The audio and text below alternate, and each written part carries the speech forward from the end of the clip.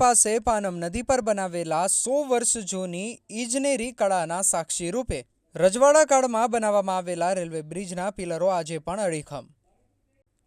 મહીસાગર જિલ્લાના લુણાવાડા પાસેથી પસાર થતી પાનમ નદી પર રજવાડાઓના સમયમાં બાંધવામાં આવેલા 100 વર્ષ જૂના રેલવે બ્રિજ તેની ઐતિહાસિક સાક્ષીના દર્શન કરાવે છે.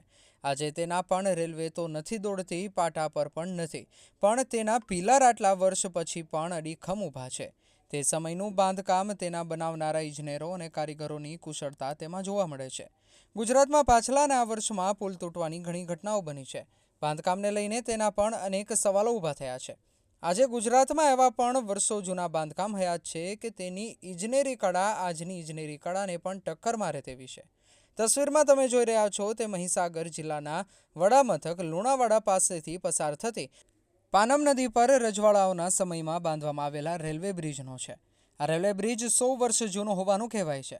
તેના ઉપર લુણાવાડા શહેરા ગોધરા વચ્ચે રેલવે વ્યવહાર ચાલતો હતો. સમય જતાં રેલવે વ્યવહાર બંધ કરી દેવામાં આવ્યો. આજે પણ મહીસાગર જિલ્લાવાસીઓ આ રેલવે વ્યવહાર શરૂ કરવામાં આવે તેવી માંગ કરવામાં આવી છે. તેના પર પાટા પણ દૂર કરી દેવામાં આવ્યા. આજે 100 વર્ષથી વધુ સમય થઈ ગયો છતાં પણ આજે આ રેલવે પુલના પિલર અડીખમ ઊભા છે. આ પ્રકારના બાંધકામની વિશ્વસનીયતાને પણ સલામ કરવાનું મન થાય છે.